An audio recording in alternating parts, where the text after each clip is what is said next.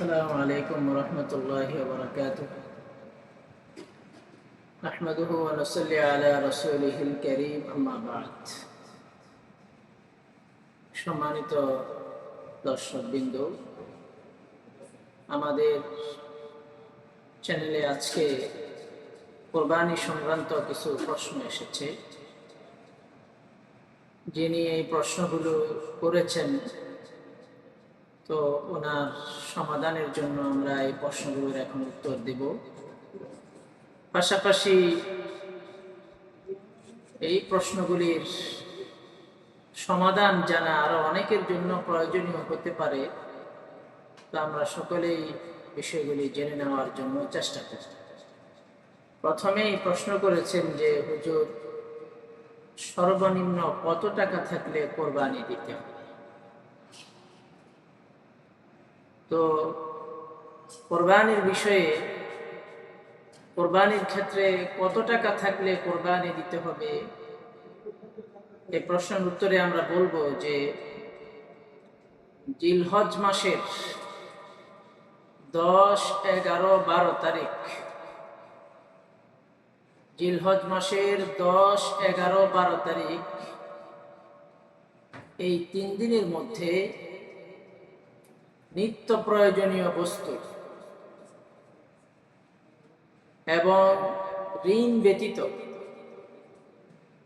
আবারও বলছি বুঝার স্বার্থে, জিলহজ মাসের 10, 11, 12 তারিখ, এই 3 দিনের মধ্যে নিত্য প্রয়োজনীয় বস্তু, নিত্য প্রয়োজনীয় জিনিসপত্র এবং ঋণ ব্যতীত কারো কাছে যদি 7.5 ভরি স্বর্ণ থাকে অথবা 52.5 তোলা রূপা থাকে, কিংবা 7.5 ভরি স্বর্ণের সমপরিমাণ মূল্যের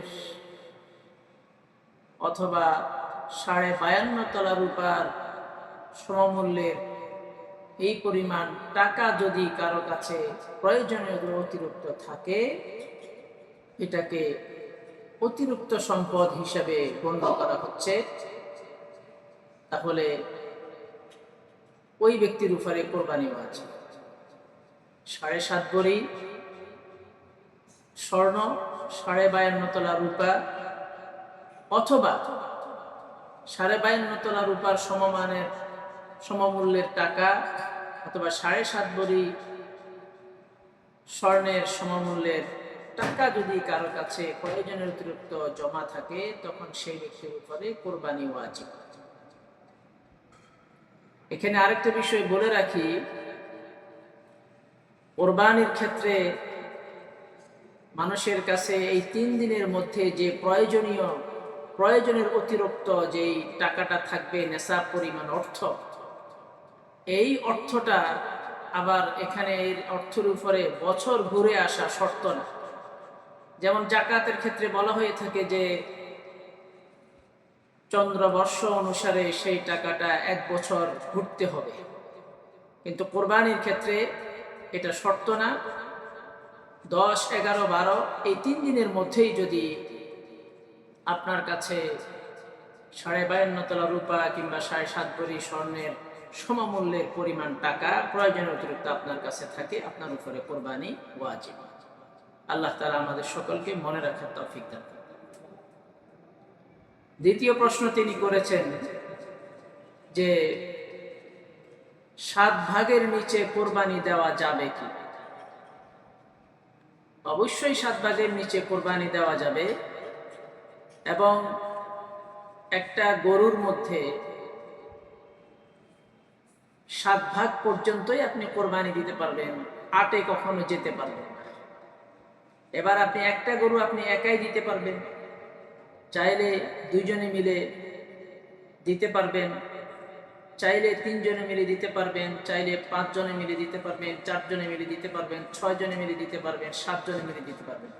7 শরিক পর্যন্ত যাওয়া যাবে, 7 শরিকের উপরে যাওয়া যাবে না।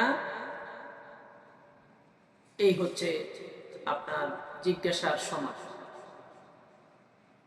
মৃত মানুষের নামে কোরবানি দেওয়া যাবে কিনা জানতে চেয়েছেন।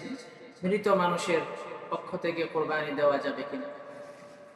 তো এই বিষয়ে ইদানিংকার কিছু উলামায়ে কেরাম কিছু দ্বিমত পোষণ করেন, কিন্তু দ্বিমত পোষণ করলেও দিন শেষে সর্বসম্মতিক্রমে এটার ফায়সালা এবং সিদ্ধান্ত সমাধান হচ্ছে যে মৃত ব্যক্তির পক্ষ থেকে কোরবানি দেওয়া যেতে পারে, অসুবিধা নেই।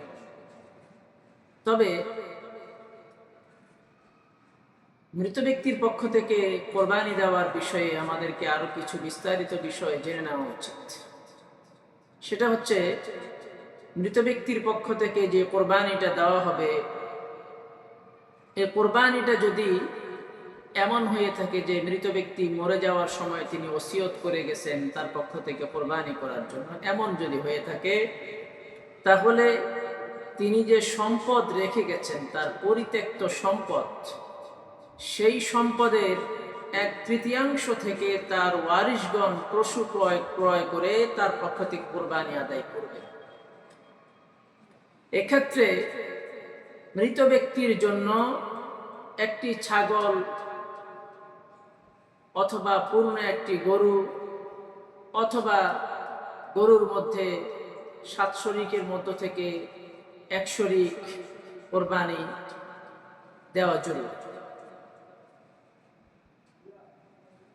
এবং মৃত ব্যক্তি যদি ওসিয়ত করে গিয়ে থাকে, মৃত ব্যক্তির পক্ষ থেকে তার ওসিয়তের কোরবানি যদি হয়ে থাকে, তো সেটা তো তার পরিত্যক্ত সম্পদ থেকে আপনি করবেন।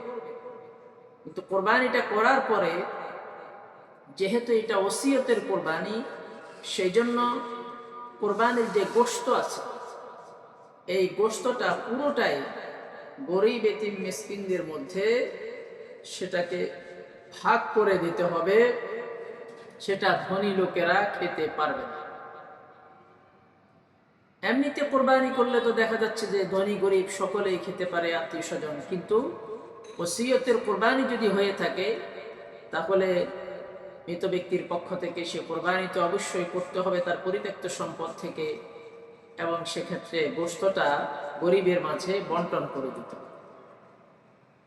আর যদি মৃত ব্যক্তির পক্ষ থেকে কোরবানির জন্য ওসিয়ত না থাকে, মৃত ব্যক্তি কোনো ওসিয়ত করে যাননি, কিন্তু ওয়ারিশগণ বাবার প্রতি ভালোবাসা প্রদর্শন করে, মায়ের প্রতি, মৃত মায়ের প্রতি ভালোবাসা প্রদর্শন করে, বাবার প্রতি ভালোবাসা প্রদর্শন করে সন্তানরা নিজের সম্পদ থেকে, নিজের অর্জিত অর্থ থেকে যদি বাবা মার পক্ষ থেকে কোরবানি করে, তো সেটা করতে পারেন, তাতে সেই কোরবানি করাতে কোনো অসুবিধা নেই। এবং সেই কোরবানিটা নফল কোরবানি হিসেবে সাব্যস্ত হবে। সেক্ষেত্রে 7 ভাগের 1 ভাগ দেয়া জরুরি, দিলে 7 ভাগের 1 ভাগ দিতে হবে। ছাগল, ভেড়া, দুম্বা দিলে পূর্ণ একটা দিতে হবে।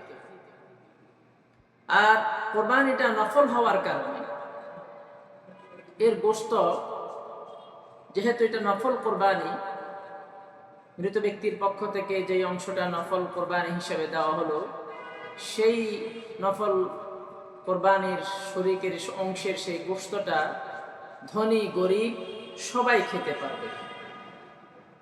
এই বিষয়গুলি আমাদের অত্যন্ত জেনে রাখা জরুরি, কারণ এখানে গিয়ে আমাদের কাছে প্যাঁচ লাগতে পারে। এই জন্য এই বিষয়গুলো ভেঙে দিচ্ছি। আল্লাহ পাক রব্বুল আলামিন আমাদের সকলকে বিষয়টা বুঝার জন্য তৌফিক দান করে। তারপরে তিনি প্রশ্ন করেছেন যে কোরবানির দিন হাঁস মুরগি কাটা যাবে কি? আসলে হাঁস মুরগি জবাই করার সাথে কোরবানির সাথে কোনো সম্পর্ক নেই। হাঁস মুরগি এগুলি আল্লাহ পাক রব্বুল আলামিন মানুষের জন্য হালাল করেছেন, বৈধ করেছেন। বছরের যে কোনো সময়, বছরের যে কোনো দিনে, যে কোনো সময়ে হাঁস মুরগি হালাল তরিকায়, হালাল পদ্ধতিতে জবাই করে মানুষ খেতে পারবে। এর জন্য কোনো দিন অথবা এই সীমারেখা নির্ধারণ করে দেওয়া নেই যে অমুক দিন জবাই করা যাবে না, অমুক দিন এই মুরগি জবাই করা যাবে না, হাঁস জবাই করা যাবে না, ইত্যাদি কোনো কথা নেই। বরং প্রয়োজন যদি হয় তাহলে ঈদের দিনও সেটা আপনি জবাই করা যাবে, সেটা জবাই করা যাবে, তবে কোরবানির নিয়তে না। এমনিতেই খাওয়ার জন্য কোরবানির দিন আপনি হাঁস মুরগি জবাই করতে পারবেন, এতে অসুবিধার কোনো কিছু নেই। এখানে নির্দিষ্ট কোনো দিন নেই যে অমুক দিনে কোরবানির, অমুক দিন যেহেতু কোরবানি সেদিনে হাঁস মুরগি জবাই করা যাবে না, এরকম কোনো মাসআলা নেই। তারপরে প্রশ্ন করেছেন গোশত কতদিন রাখা যাবে, কোরবানির গোশত কতদিন রাখা যাবে। কোরবানি দেওয়ার পরে কোরবানিটা আল্লাহ পাক রব্বুল আলামিনের পক্ষ থেকে আপনাদের জন্য এটা মেহমানদারি, এবং পশু আপনি খালেস নিয়তে আল্লাহর জন্য জবেহ করবেন, রক্ত প্রবাহিত করবেন। গোশতের বিষয়ে সেখানে এটা ওয়াজিব হিসাবেও না, ফরজ হিসাবেও না, সুন্নত হিসাবেও না। ওলামায়ে কেরাম একটা সমাধান দিয়েছেন, সেটা হচ্ছে মানবিক দৃষ্টিকোণ থেকে, যে যেহেতু কোরবানির দিন যে সমস্ত ব্যক্তিরা কোরবানি করার সামর্থ্য নেই, গরিব বা সারা বছরে সারা মাসে তেমন গোশত তারা খেতে পায় না, তো ওলামায়ে কেরাম মুস্তাহাব হিসাবে, আমল হিসাবে সেটাকে সমাধান দিয়েছেন যে কোরবানির গোশতকে তিন ভাগ করা। এক ভাগ নিজের জন্য রেখে দেওয়া, আরেক ভাগ আত্মীয় স্বজনের জন্য পাঠানো, আরেক ভাগ গরিব এতিম মিসকিন যারা আসে অসহায় হাত পাতে তাদেরকে দিয়ে দেওয়া। এখন রেখে দেওয়া কতদিন পর্যন্ত রেখে দেওয়া যাবে? আপনার কোরবানির গোশত যেটা আপনি আপনার জন্য রেখে দিয়েছেন সেটা আপনার ইচ্ছা, আপনি যতদিন রেখে দিতে পারেন রেখে দিতে পারবেন। এই রেখে দেওয়ার জন্য এই সময় নির্ধারণ করে দেওয়া নেই শরীয়তের পক্ষ থেকে দিন, মাস, বছর ইত্যাদি নির্ধারণ করে দেওয়া নেই যে এতদিন পর্যন্ত রাখা যাবে, এতদিন পর্যন্ত রাখা যাবে না, এই ধরনের কোনো কথা বলা নেই। তবে মানবিক দৃষ্টিকোণ থেকে একটা বিষয় যেটা আসে সেটা হচ্ছে যে বেশি দিন না রাখা, যেহেতু এটা মেহমানদারির, আল্লাহর পক্ষ থেকে জিয়াফত, মেহমানদারি, সুতরাং যেই গোশতটা কোরবানির ভাগ বাটোয়ারার পরে যেটা বাসার মধ্যে আসে সেটা আত্মীয় স্বজন সবাইকে ডেকে দাওয়াত দিয়ে নিজেরা সহ অত্যন্ত আমোদ ফুর্তি করে হাসি খুশির সহিত সবাইকে খাওয়ানো, নিজেরা খাওয়া, এটা করলে সবচাইতে ভালো হয়। কিন্তু এরপরেও যদি কেউ দীর্ঘদিন পর্যন্ত কোরবানির গোশত রেখে দেয়, এতে তার গুনাহ হবে, তিনি পাপী হয়ে যাবেন। ইসলামিক দৃষ্টিকোণ থেকে এটা খারাপ, এ ধরনের কোনো বিষয় এখানে নেই। তারপরে তিনি প্রশ্ন করেছেন যে ছেলে মেয়েদের আকিকা দেওয়া না থাকলে কোরবানি হবে কিনা। ছেলে মেয়েদের আকিকা দেওয়া না থাকলে কোরবানি হবে কিনা। এখানে আপনি ভালো করে বুঝেন যে কোরবানি হচ্ছে একটা ইবাদত, আকিকা সেটাও আরেকটা ইবাদত। আকিকাটা হচ্ছে সুন্নত, আর কোরবানিটা হচ্ছে সামর্থ্যবানের উপর ওয়াজিব। আর যেই ব্যক্তি সামর্থ্যবান না, সেও যদি কোরবানি করে তাহলে সেটা নফল কোরবানি। কোরবানির সাথে আকিকার সাথে কোনো সম্পর্ক নেই, যে এটা না করলে এটা হবে না, ওটা না করলে এটা হবে না, এই ধরনের কোনো একটা আরেকটার সাথে সম্পর্ক নেই। সুতরাং আপনি আপনার সন্তানের আকিকা যদি দিয়ে না থাকেন তাহলে সেটা আপনার জিম্মায়, সন্তানের হক রয়ে গেল, সেটা ভিন্ন ব্যাপার। আপনি সন্তানের কাছে দায়বদ্ধ, সন্তানের হক আপনি আদায় করলেন না।